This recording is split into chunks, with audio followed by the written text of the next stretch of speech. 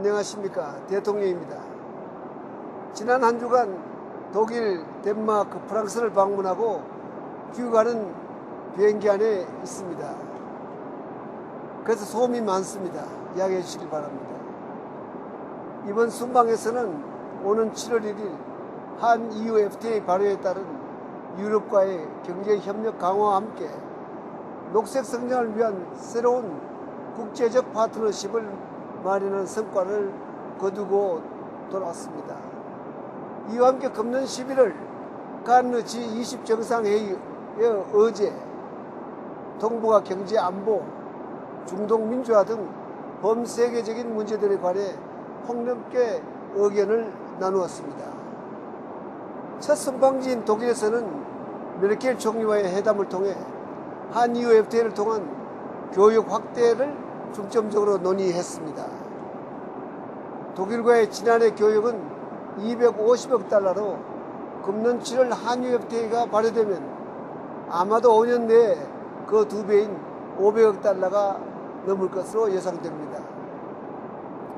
뿐만 아니라 삶의 질을 높이는 문화, 교육, 인적 교류 등 여러 측면의 협력도 넓혀가기로 합의를 했습니다. 독일의 에너지 효율성과 신재생 에너지 분야 기술은 세계 최고로 기술 교류가 강화되면 우리의 기술 수준을 높이는 데 크게 기여할 것 같습니다.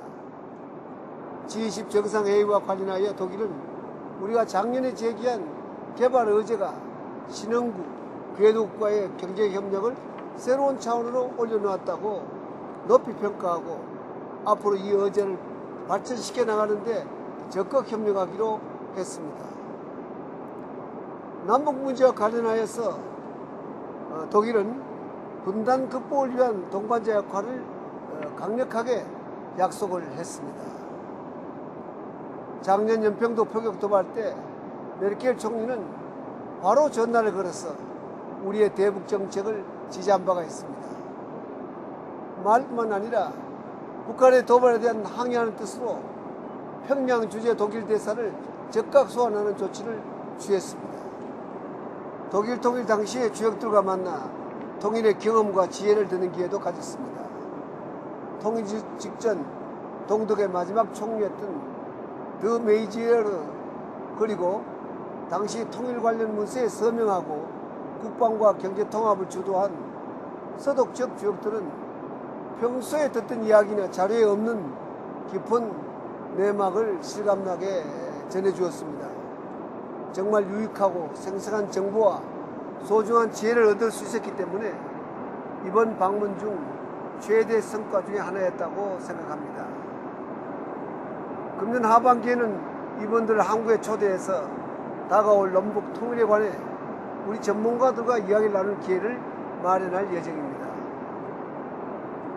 베를린에 이어 프랑크푸르트에서는 독일의 대표적인 기업인들을 만나 한국에 대한 투자와 통상 확대에 관련해서 의견을 들을 기회를 가졌습니다.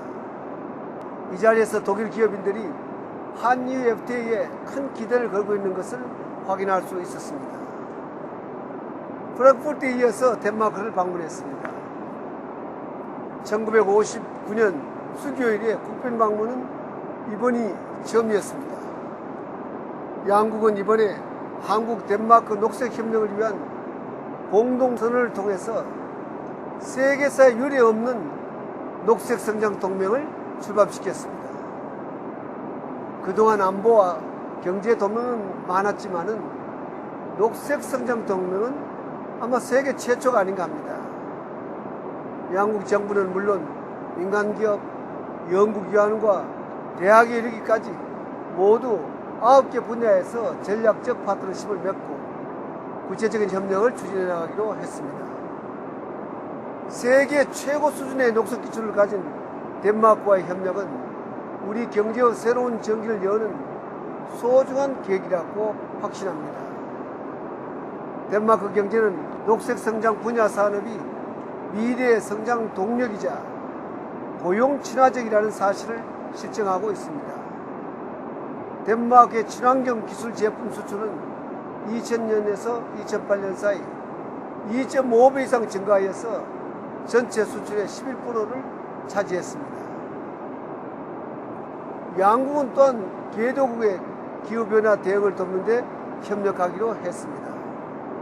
이를 위해 덴마크는 작년 6월 우리가 설립하고 주도하는 글로벌 녹색성장연구소에 연 500만 달러씩 3년간 출연하기로 하고 코펜하겐 현지 지사도 열었습니다. 환경과 성장의 조화를 꾀하는 녹색성장은 화석연료 중심의 산업 문명을 극복하고 인류의 새로운 미래를 열어가는 녹색 문명의 실천적 대안입니다. 덴마크는 석유와 가스 수출국이지만은 2050년까지 화석연료 없는 사회를 실현한다는 과감한 비전을 제시했습니다. 덴마크는 GDP가 2배로 성장하는 동안 1인당 에너지 소비량은 거의 늘지 않았습니다. 이는 환경과 성장의 조화를 이룬 놀라운 성과입니다. 미래 세계 모든 나라의 발전 모델이 될 수 있을 것입니다. 우리가 먼저 배워야 하겠습니다. 녹색성장 동맹은 한EU FTA에 이은 유럽과의 또 하나의 가치 동맹이라고 할 수 있습니다. 뜻을 함께하는 국가와 비전을 공유하고 인류의 더 나은 미래를 열어가는 국제협력이야말로 앞으로 한국 외교가 가야 할 새로운 차원의 세계 협력이라고 하겠습니다. 덴마크에 이어 프랑스에서는 G20 정상회의의 공동의장국으로서 사르코지 대통령과 세계 경제의 지속적 성장에 관한 주요 의제들에 관해서 논의했습니다. 프랑스는 금년 칸느 G20 정상회의에서 한국이 제안한 개발 의지를 비롯하여 작년 서울 G20 정상회의에서 이루어진 합의사항을 적극 이행하기로 약속을 했습니다. 나는 또한 사르코지 대통령과 식량과 에너지 안보 문제에 관해서 국제적 공조의 필요성에 합의했습니다. 식량과 에너지 가격의 불규칙한 변동을 막고 가격 결정 과정을 투명하게 하는 것은 우리 경제는 물론 세계 경제의 지속 가능한 성장을 위해 대단히 중요한 과제입니다. 양국은 이 문제를 금년 칸느 G20 정상회의의 주요 의제로 삼는 것에 대해 합의하고 G20에 관한 한 프랑스 정상 공동성명을 발표했습니다. 또한 한유 FTA 발효를 계기로 2010년 73억 달러 규모의 양국 교역을 2, 3년 내에 2배로 늘리기 위해 노력할 것을 약속했습니다.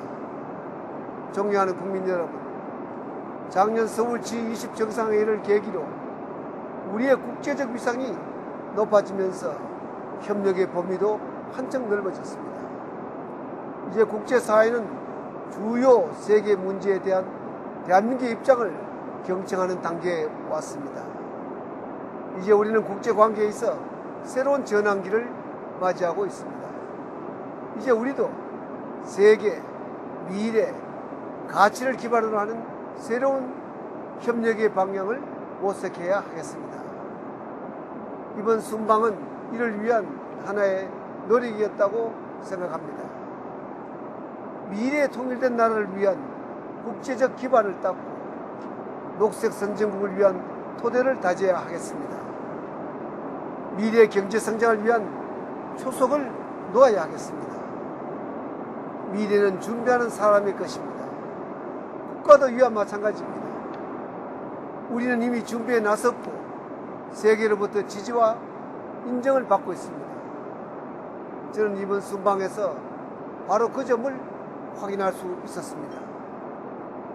사랑하는 국민 여러분, 저는 베를린 브란덴부르크 문 앞에서 느꼈던 통일된 대한민국의 모습을 꿈꾸면서 귀국하는 비행기에 올랐습니다. 고맙습니다.